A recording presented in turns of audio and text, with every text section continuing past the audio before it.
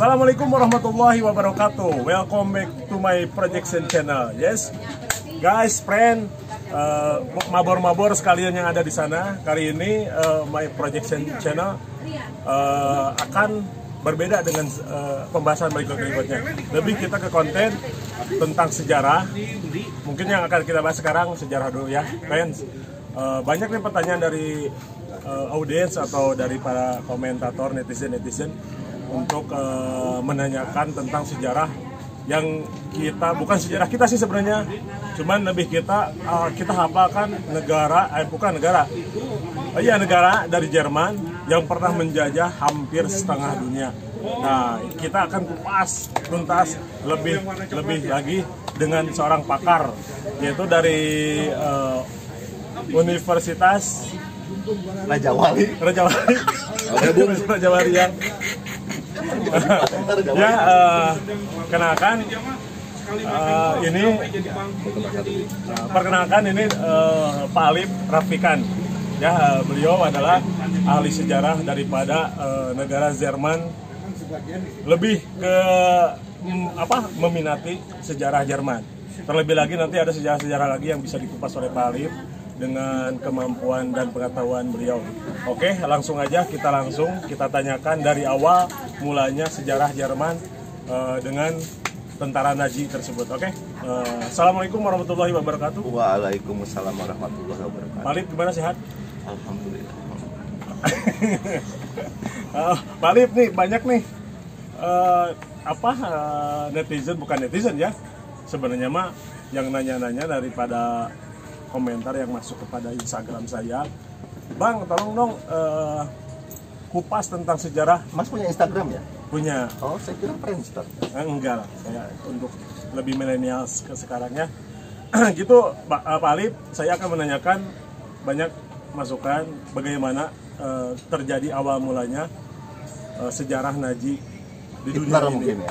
Ya, lebih itu dari sosok Hitler yang benar-benar sudah fenomenal. Soalnya kan kalau Nazi tidak bisa dipisahkan dengan Hitler sendiri, karena dia sebagai salah satu dari pendirinya, terus yang paling terkenal dari dunia.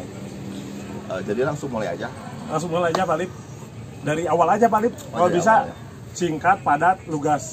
Ya, menyingkat waktu boleh, nggak apa-apa, dengan penyampaian Pak Alip yang bisa disampaikan dengan cara Pak Alip sendiri. Oke, terima kasih. Silakan, Pak Alip. Oke, mungkin kalau kita berbicara tentang sejarah Nazi tidak bisa dilepaskan dari sosok yang bernama Adolf Hitler, karena dia adalah pemimpin yang paling terkenal. Dia juga yang mungkin merupakan pembuat dari asas-asas partai tersebut. Hitler sendiri dilahirkan pada tanggal 20 April 1889 di sebuah kota kecil Austria. Dulu namanya Austro-Hungaria ya. Di sebuah kota kecil Austro-Hungaria bernama Braunau am Inn, tepatnya di Salzburger Vorstadt nomor 15, sebuah apartemen sewaan yang juga dipakai sebagai tempat pembuatan bir. Bapaknya bernama Alois Hitler, sementara ibunya bernama Clara Pölzel. Hitler itu, ibunya sendiri merupakan istri ketiga dari bapaknya. Jadi bapaknya itu punya istri pertama, nggak punya anak. Punya istri kedua, punya 2 anak, yaitu Alois Junior dan Angela. Sementara dengan istri ketiganya, punya 3 anak, yaitu Gustav, Ida, dan Otto. Tapi semuanya meninggal di waktu kecil. Gitu. Sewaktu kecilnya, Hitler adalah seorang anak yang pemberontak. Mungkin karena bapaknya keras. Bapaknya itu semacam kerani itu petugas pencatat di sebuah pabean gitu, termasuk keras kepada anak-anaknya. Dan Hitler tipenya emang dari kecil pemberontak gitu.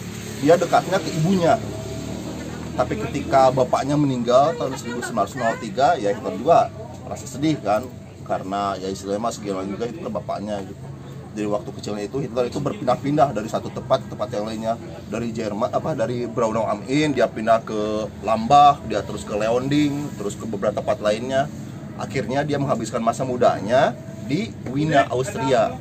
Jadi dulu itu Hitler nggak punya bayangan bakal jadi pemimpin militer atau misalnya pemimpin partai, enggak.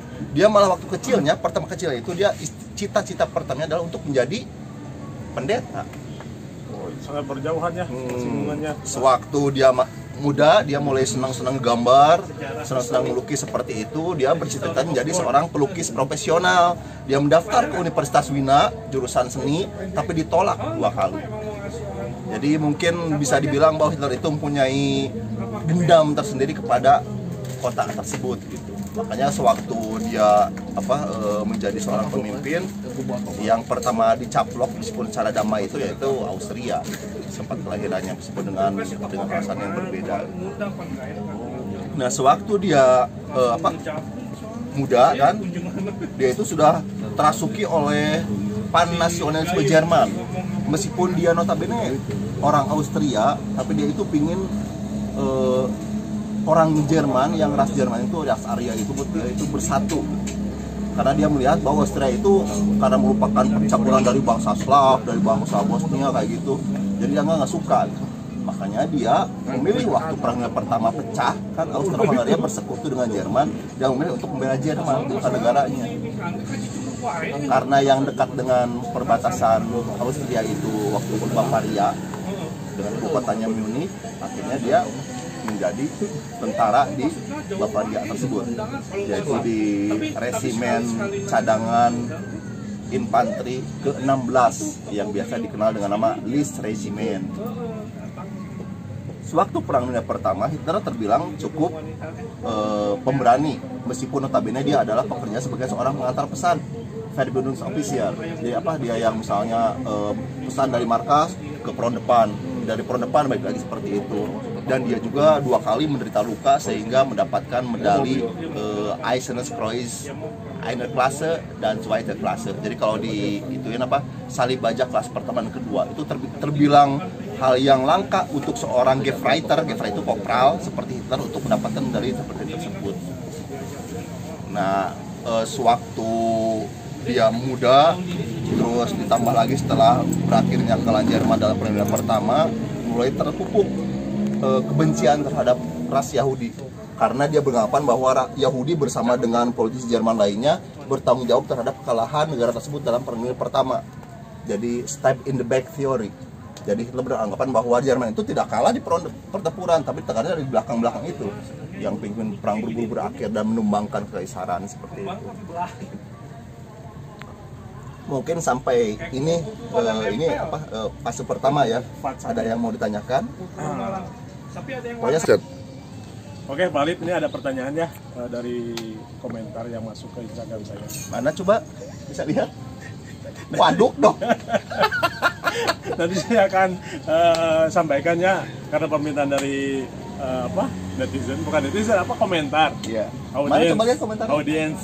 Ya. Yang menjadi keterangan atau berita yang terbesar bahwa Jerman sampai membenci Yahudi itu yang yang dirasakan oleh Hitler sendiri emang udah tercipta dari dahulu, dari kecil membenci para Yahudi itu apa gimana tuh, bisa dijelaskan nggak, Pak? Sebenarnya kalau dibilang bahwa Hitler membenci Yahudi dari kecil, enggak, Pak. Karena waktu kecil dia pernah sakit, terus dia dirawat oleh dokter keluarga, dokternya Yahudi. Terus dia juga pernah waktu muda, masa punya di kota Wina, pernah jatuh cinta pada seorang pelacur bernama Hanna, orang Yahudi. Terus dia juga punya pimpinan sewaktu bertempur dalam Perang Dunia Pertama, Hugo Blochel, orang Yahudi juga.